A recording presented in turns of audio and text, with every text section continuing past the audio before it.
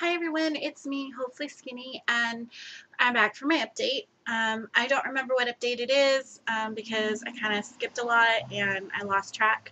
But at some point I will try to figure that out. But I can give you my numbers.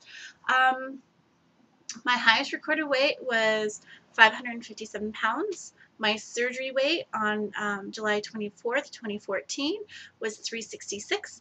And last week, I believe I weighed in at 258 or 256. And this today, I weigh in at 253. So that's about a 5 pound weight loss. I'm happy with that, of course. So eating, I'm concentrating on not doing the emotional eating. Obviously, with my last video, I had mentioned that my mom had passed away, and that I had to be conscious of my food. And I had to remember to drink water because I'm forgetting to drink water. Yeah. So last week on Thursday, we went in and talked to the minister, and I myself am not particularly religious, so if we have to have a religious ceremony, which seems to be what my dad wishes, and whatever he wants is more than okay.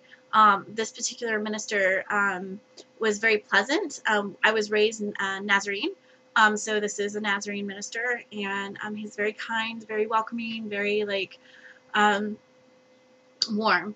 And he's not there to make a profit. There were a lot of things that he was talking about that they would do that they weren't going to charge us.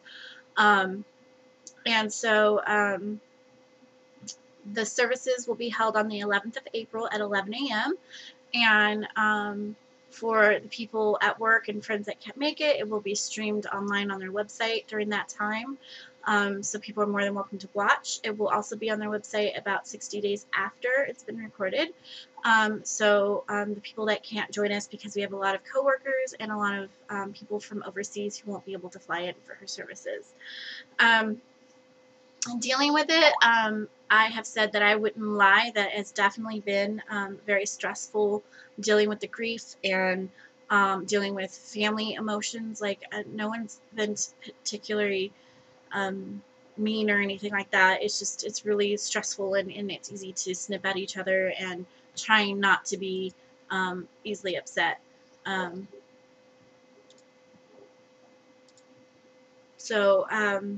yeah.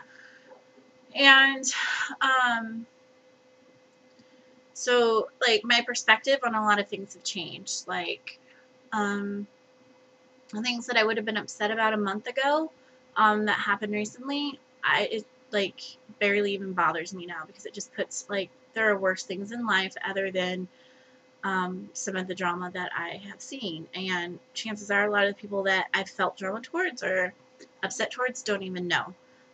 Because, like I said, it's all in perspective now. There's worse things in life than, you know, than what I was going through with these people. And it has put things in perspective.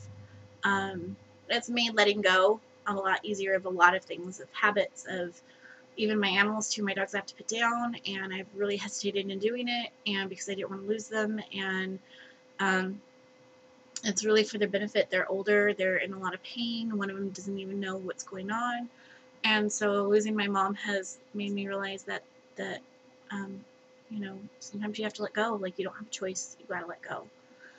Um, and I have some unresolved issues, I guess, because I've been dreaming about them. I feel like during the day I'm fine with them, but then I wake up from these dreams, and I am it surprises me that that these issues that I thought were resolved or weren't big issues are coming up in my dreams. So obviously, if I'm not coping with them while I'm awake, I'm coping with them when I'm sleeping. So sleeping's been kind of difficult, but push forward. Times will get easier, and the pain of missing my mom will eventually bring a smile to my face when I remember all the amazing things and the amazing person that she was. I see a lot of her reflected in me, and for that I'm very thankful. Dating. I'm only really dating one person right now, and that's the gentleman I met organically. And So, I mean, like, that's going well. He's very kind, which I really like. I really like it when someone's very kind to me. And I really like that he's attentive. Because I think that out of my past experiences, I thought that I wasn't a high maintenance girl. And in some regards, I'm not. But I kind of discovered that maybe in some regards, I am. Yeah. So, yeah. So there's that. Online dating, I haven't really done. I do still occasionally check my profiles, but I haven't gotten a date on anyone from OkCupid or Plenty of Fish since, well, in a very long time. And it's just a lot of work right now, and I don't think I'm emotionally equipped to weed out the weirdos. And I'm okay with being odd because I'm pretty odd, but some people are dangerously odd, so you have to kind of weed them out. Today I wasn't feeling that attractive for whatever reason. I just was feeling emotional about my mom, and I felt like my hair wasn't doing what I wanted it to do, which honestly is such a small thing, but when you're already feeling emotional, sometimes a bad hair day just makes it worse. And I didn't do makeup the way I wanted to do it. I just didn't feel good about myself today. And I think everybody has those days, and especially after weight loss, when things change and body shape changes and things that were in one place are now in a different place. Definitely you're gonna have those bad days. The only thing I can do is just put on the makeup and do my hair and pick out a nice dress so that I can feel as best as I can that day.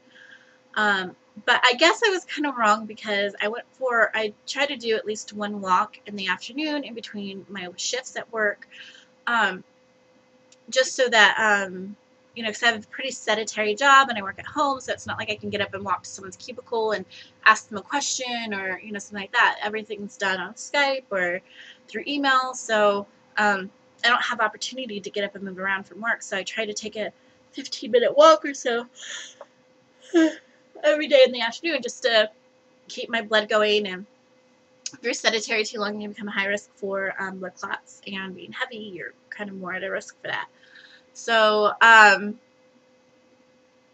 went for a walk today, and this older gentleman was working in his front yard on his roses, and he clips this beautiful, it's all wilted now because I finished my walk before I got home. I haven't put it in the water, but this beautiful beautiful yellow rose.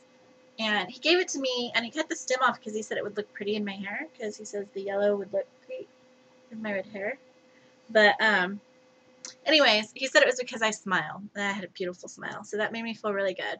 And then about a few minutes later, I'm walking down the street, and I walk past this young man in a car. He's just sitting in his car, and he looks up, and he waves at me, and I smile, and I walk away, and he drives by, and he waves at me again. So I was like, hi, and then he flips a U-turn, and he slows down, and he's like, how old are you? And I was like, I'm 37. Like, this, I normally don't get asked that question by guys, like when I meet them on the street.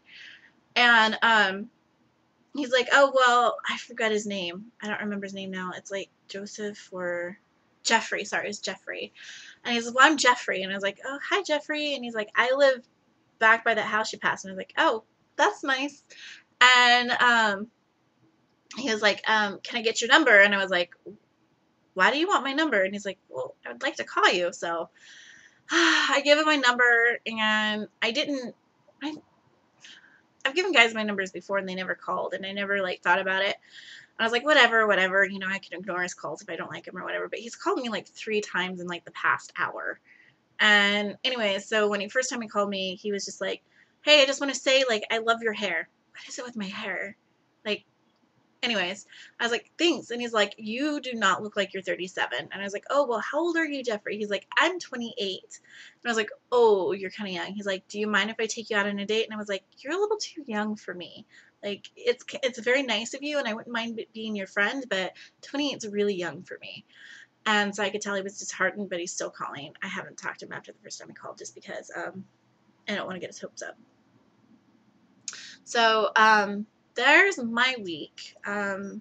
So yay, non-scale victories. this is a size 20 and it's a little big, and I put on a pair of jeans yesterday that fell off me. And they were my mom's jeans, and she has this weird habit of cutting tags out of her clothes, so I never know what size her clothes are. So I don't know, like, if I need to go down a size when I wear her clothes, because it's a surprise size, you know. Um, yeah, so I know that I'm gonna have to try to find a pair of pants smaller than those. I don't know what size they were, so um, yeah, so that's it. Remember, people, that weight loss is not about a size or a number. It's about getting healthy.